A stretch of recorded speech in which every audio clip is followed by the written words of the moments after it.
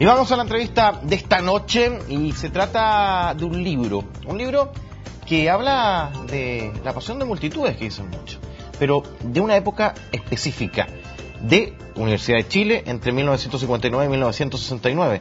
10 años en que se llamó simplemente el Ballet Azul, una publicación que recopila la historia del equipo que en esta década fue considerado como uno de los mejores a nivel continental incluso.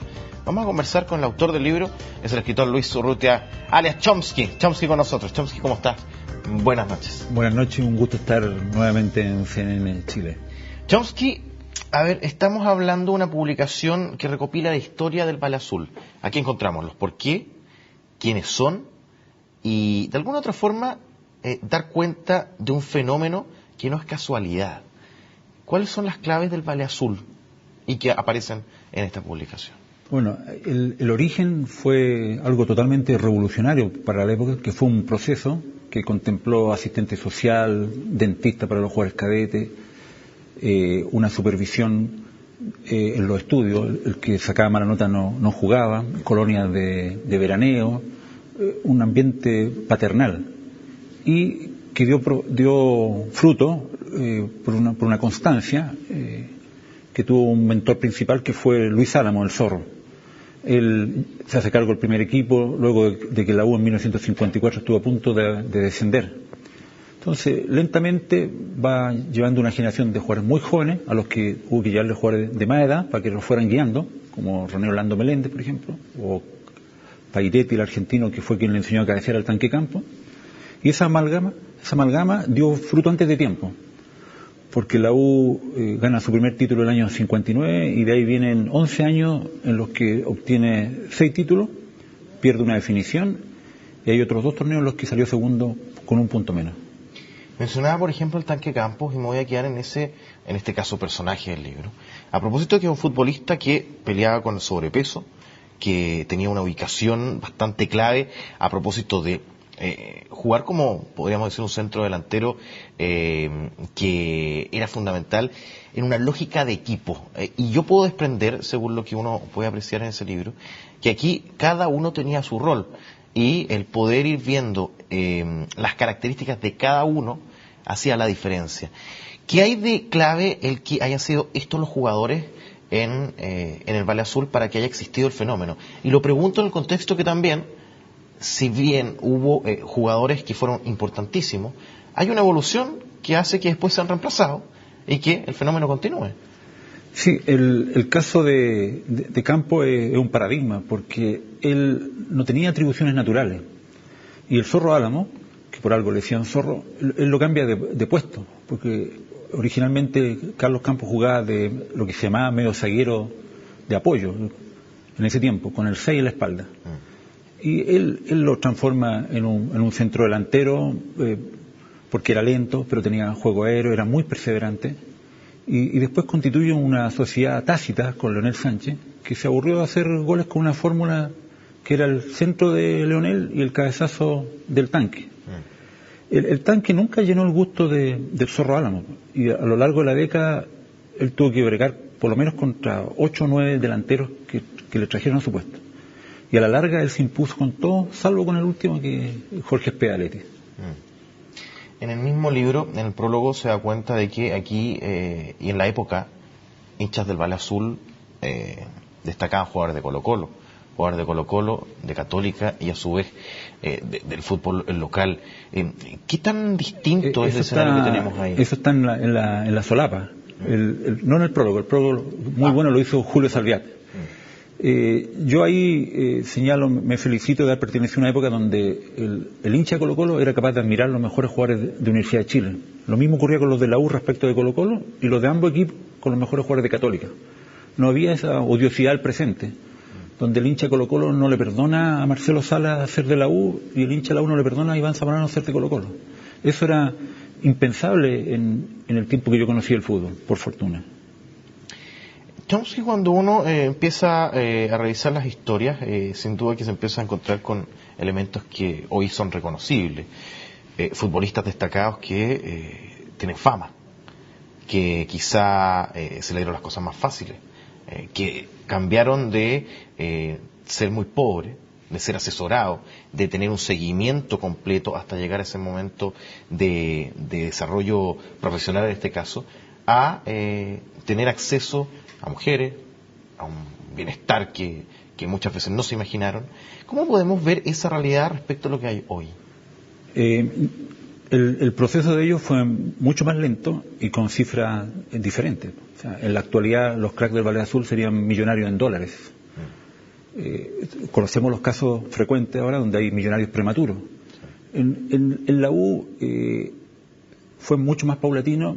El futbolista, por su fama y por su popularidad, por su dinero, siempre ha sido la fama resulta afrodisíaco, de modo que estos jugadores también se portaban mal, pero no lo hacían con el exhibicionismo de los de ahora. Hay protagonistas de ahí que tuvieron romances con bebé del Bim Bam Boom y nadie hacía cuestión de eso, ¿no? Ahora imagínate si ocurriera algo semejante.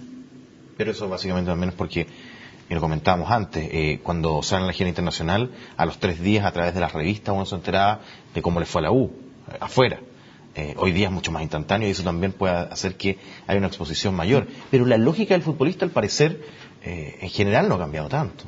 No, sí. Pero a mí siempre me toca defender a los jugadores al respecto porque no son diferentes a los de otras profesiones.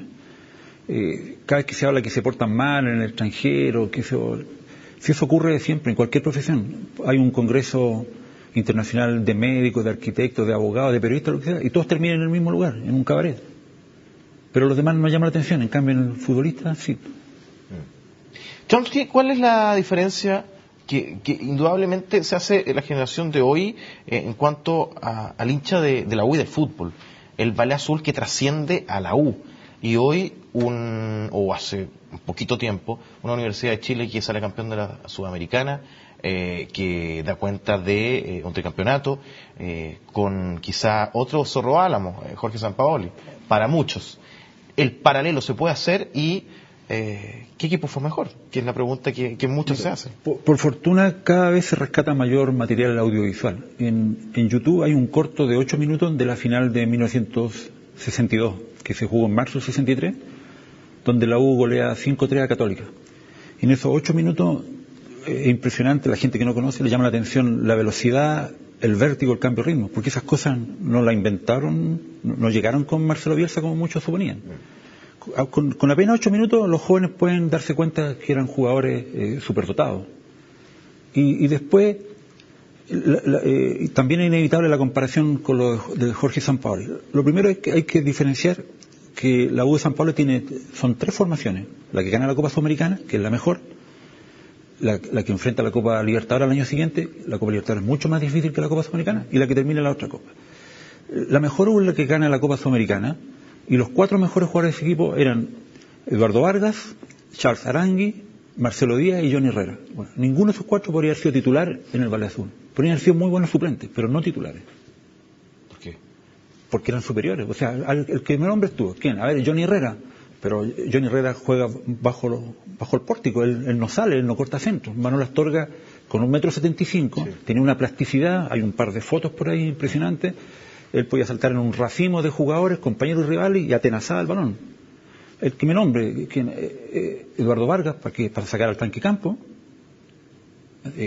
Un volante de contención, alguien mejor que Alfonso Sepúlveda, mejor que Roberto Hosch, no hay.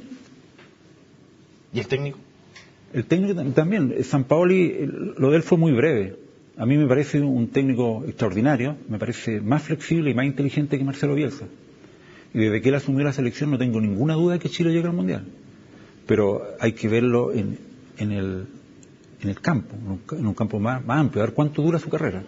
El Zorro Álamo no solo formó este equipo, después formó Colo-Colo 73, el único que le puede disputar a la mejor U el título de los mejores equipos chilenos de todos los tiempos. ¿Por qué? Bueno, ahí en el libro aparece, se esboza, se explica. Se escucha a un Zorro Álamo que dice, ¿saben qué? Estamos haciendo mal las cosas. Aquí se da cuenta de que hay profesionales de la Universidad de Chile que encuentran en sus palabras esto de pensar en largo plazo, en estudiar, en hacer algo científico, poniéndolo entre comillas, de largo plazo, les hace sentido y por eso lo apoyan. ¿Hoy se escucha a esos técnicos, a esos Zorros Álamos?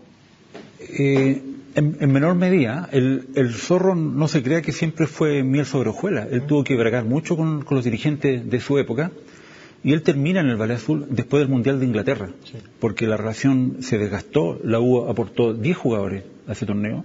En el Mundial 62 había aportado 8 y casi 9, contando al Chepo Sepúlveda, que una lesión, una fractura de tibia lo dejó afuera a último momento. De modo que era un equipo donde tuvo un gran mérito, se renovó en el éxito, lo que es dificilísimo. Por ejemplo, Colo-Colo en 1991 no pudo hacerlo, renovarse en el éxito.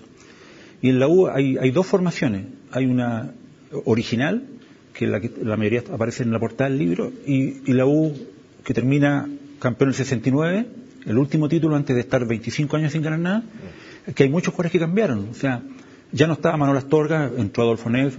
No estaba Luis Aguirre, ahí jugaba Nelson Gallardo, salieron el Pluto Contreras y el Beto Donoso, entraron Juan Rodríguez y Alberto Quintano, no estaba Sergio Navarro, estaba Hugo Villanueva, el Negro Hodge reemplazó al Chepo Sepúlveda, no estaba Braulio Musso, estaba Pedro Araya, hubo unas renovaciones. Entonces, también hay una autocrítica ahí de Álamos cuando él menciona que en un momento él pensó que todo lo lograba el equipo por sí mismo. Y después se dio cuenta de que no, porque eran los jugadores los que lograron. Por eso me preguntaban antes, que era como que si bien se establece un Ballet Azul, ahí están dando las imágenes a las que me refería. Ahí estamos viendo parte de las imágenes, sí. Por ejemplo, estos son los 8 segundos, digamos. 8 minutos. 8 minutos. Al final, por ejemplo, hay un gol de Leonel Sánchez. No, es un partido con Santos. Es el histórico partido de Santos, cuando Santos era como el Barcelona. Claro, pero este no es el 4-3 que gana la U, ¿no? Este es un partido del año 65. Copa Libertadores.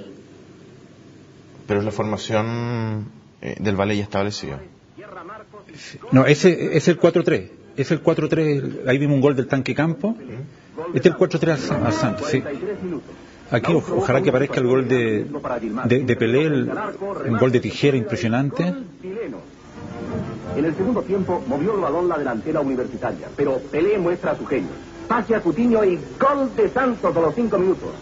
A los 10 minutos dispara mucho. Ahí, ¿viste cómo entró Pelé cómo le dejó la plancha? Sí, impresionante. Ahí da cuenta un poco, y a lo mejor mucha gente lo puede buscar, de la vorágine que tenía este fútbol.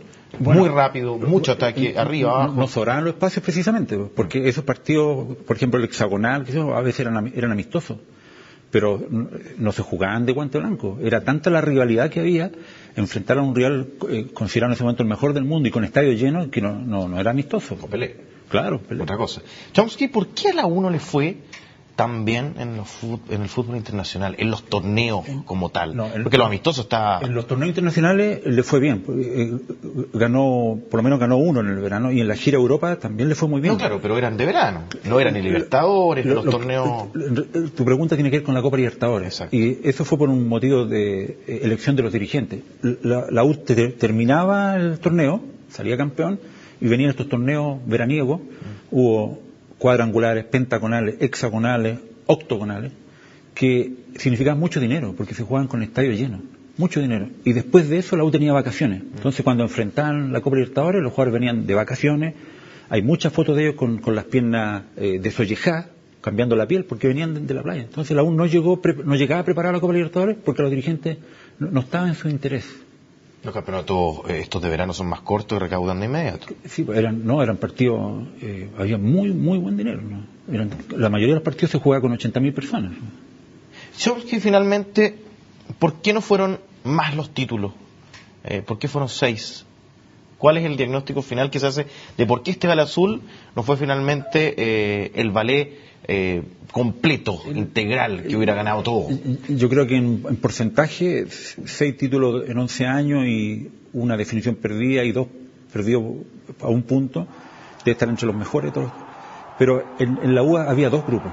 Entonces, había un grupo de jugadores que eran muy profesionales, que estudiaban o trabajaban, la mayoría estudiaba carrera universitaria, había varios profesionales ahí, o trabajaban en bancos. Y había otros que se portaban, no eran tan disciplinados. Y eso fue creando un resentimiento que está en el libro. El que mejor lo define es Braulio Musso, que era uno de los serios. También se refiere al Sergio Navarro. Está en el texto. Hay que leerlo. Hay que leerlo, sí. Había varios jugadores que no se portaban tan bien. Si no, podrían haber ganado 10 de los 11 títulos. Disciplina. Claro. Trabajo, dicen. Pero mira, ellos eran tan superiores futbolísticamente que se daban el lujo de cambiar las instrucciones a veces en el túnel. No era un plantel unido, pero en el túnel se ponían de acuerdo y se daban el lujo de cambiar a veces las instrucciones, porque el técnico era muy defensivo jugando de visita, qué sé yo, adoptaba precauciones, y ellos en el túnel decían, no, que el rival se preocupe de nosotros, y salían y hacían su juego característico. Pienso que algunos fumaban, decían al ladito, adentro del camarín. Ernesto Álvarez. Luis Urrutia O'Neill, Chomsky, el Ballet Azul, Universidad de Chile, 1959-1969. Ahí está, con imagen.